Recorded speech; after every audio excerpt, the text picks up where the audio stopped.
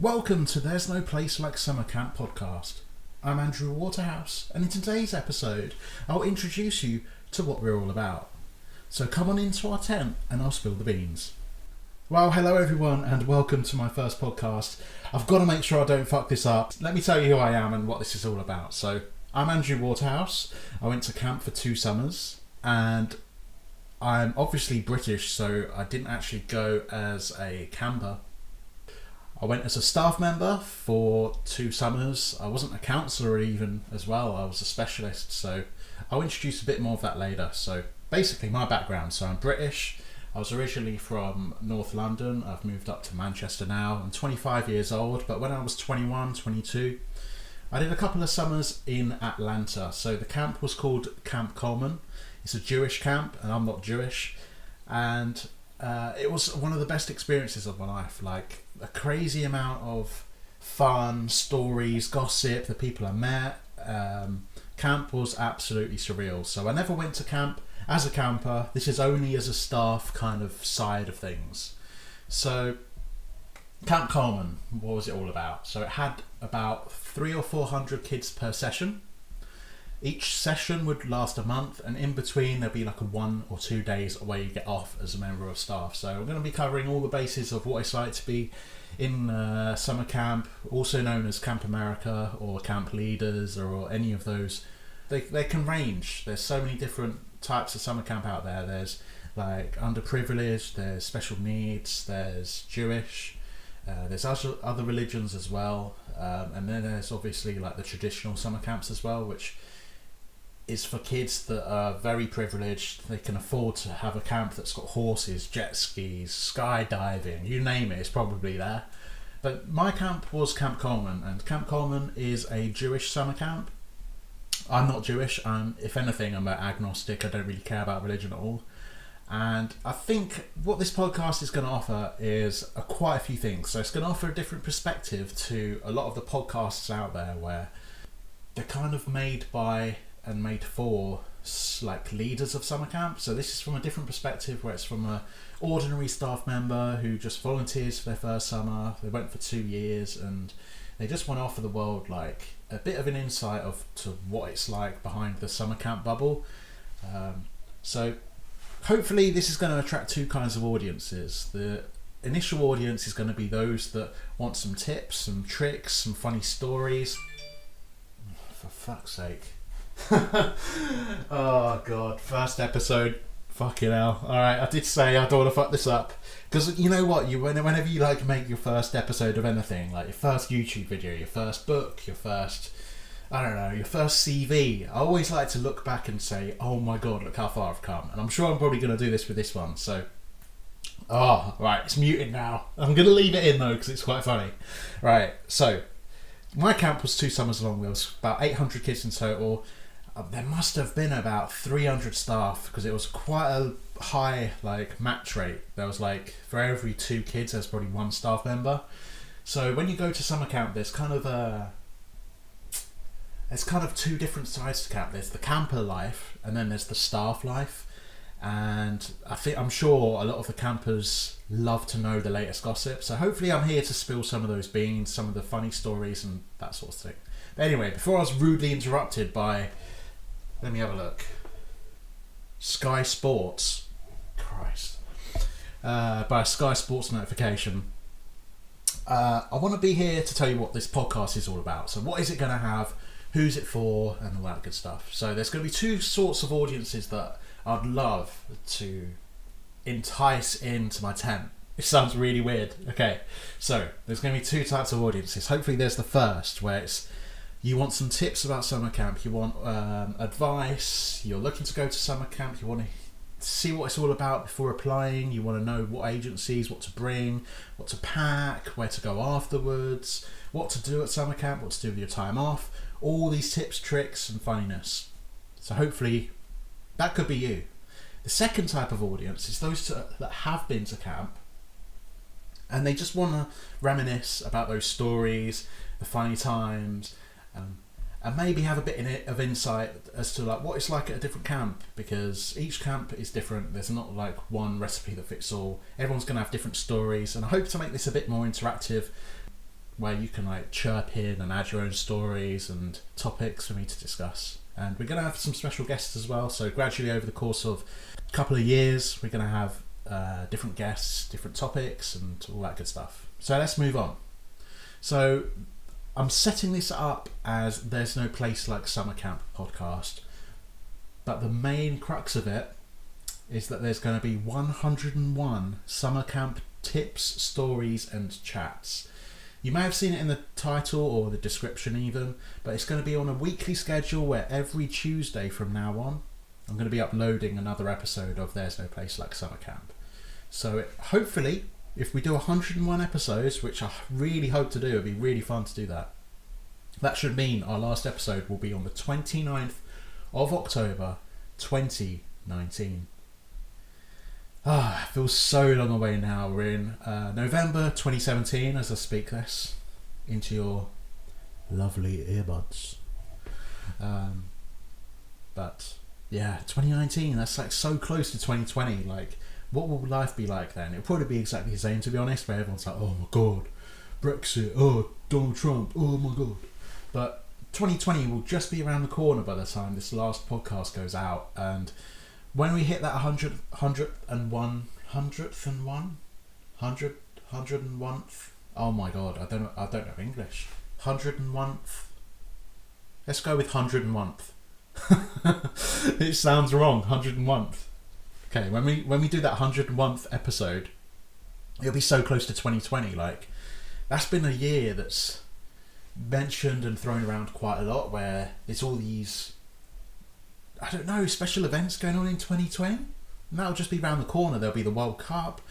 There'll be all these Olympics. Perhaps even the world will end by then, when North Korea nukes the world. But yeah, I hope you enjoy this podcast. So, just to recap, I'm 25 years old. I don't know if I mentioned that. I'm British, so not American.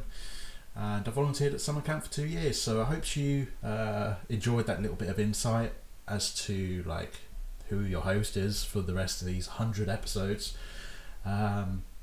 So let's crack on with the first topic.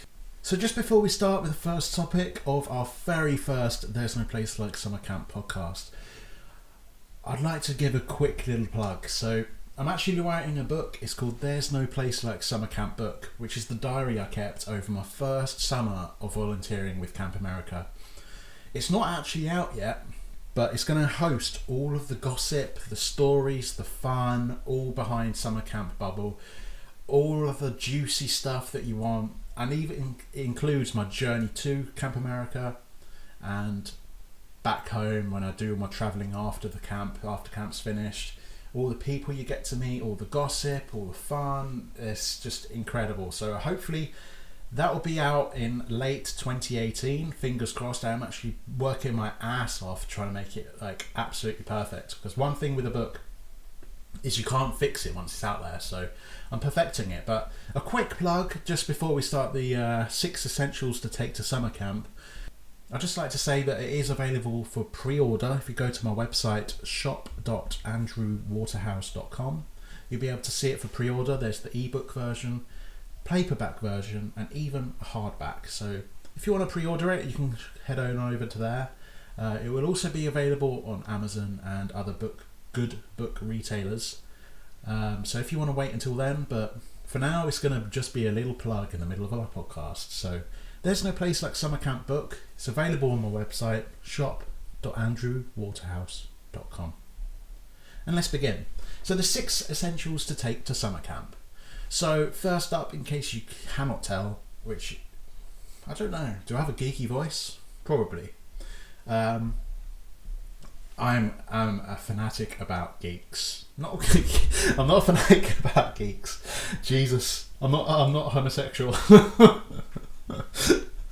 Okay, I'm a fanatic about gadgets. Jesus Christ. Yeah, so right, gadgets. First up, gadgets. You definitely want to bring some gadgets to camp, because you're going to be over. Each camp is a different length and stuff, so you kind of want to take enough gadgetry to get you through those times. Mine was 3 months in total, I think, where you have like a staff week at the beginning where people are coming into camp and you're waiting for everyone to get there, and then you have staff week training, and then we had 2 sessions of like huge like months of kids. But each camp's different. Some camps would be like every week you get new kids. Some, every camp's different. Long story short. But what you want to bring is gadgets to get you through the hard times, so you can talk to parents when you're feeling a bit homesick. You can tell your friends your latest shag on Facebook. So you want to take. I think when I went, I took my phone, my MacBook Pro, not my coat. So my phone, my Mac, my PlayStation Vita as well, because there's a lot, depending on where you go in Camp America, like I keep saying Camp America, but there's plenty of other agencies out there. I just went with Camp America, so if I do mention Camp America all too often, I'll give myself a slap on the wrist. But that's what I mean, agencies that take you to camp. So when going across to America, there's all sorts of different states you can visit, and the closest I think is like New York, which is a good 7 hours on the train. I don't know if you can hear the dog then. Shut up! For the journey, you want to make sure you have enough fun things to do. So I brought a magazine and all that good stuff. So on the plane over, I'd have stuff to do and just be sat there with my finger up my ass watching the Lego Movie on their little screens. So make sure you bring a phone. Make sure you... taking a laptop is a bit hit and miss. Some people want to take it, some people don't. A lot of the camps have really shitty Wi-Fi on purpose, so you're not sat on your ass just on Google and Facebook. So don't expect the highest quality of internet, but if you're a massive nerd like me and you can't go 3 months without a laptop, you probably want to take it. Just make sure it's all padded and in your backpack rather than your suitcase. So I'd say first up, you want to bring gadgets, even if it is just for travelling or after camp as well. Especially with your phone, you want to make sure you've got all your phone shenanigans sorted out with your SIM card and data allowances and stuff, so you can travel and look at maps and stuff. You want to know where you're going after camp. Next up, travel adapters. This is a pretty simple one. When you're in America, they've got different travel adapters to the UK. So make sure you bring travel adapters. You want a good, really, really good tip that I did in the second year of summer camp was I actually brought one travel adapter and then a long extension lead of UK, like, I don't know what it's called, like a bank. So all I did was plug my one extension lead into an adapter, and then I'd have like 4 UK plugs off of it. I don't know if that's dodgy and it could blow up the house, but it didn't when I was there, so it worked. So maybe that's a little tip for you. Maybe bring an extension lead and some travel adapters just to make sure you can charge that tech. So next up, it's probably a good time to quadruple check your passports, your visas, all your important documents, just so you can make sure that you can get to camp, because you're going to be going through a lot of interview processes and questionnaires and interviews. There's all sorts of different stages to Camp America, and you want to make sure that you've 100,000,000% got your stuff. You might want to get like a little binder or a little like zip up pouch, so you can have, okay, that's the pouch that's got my passports and visas.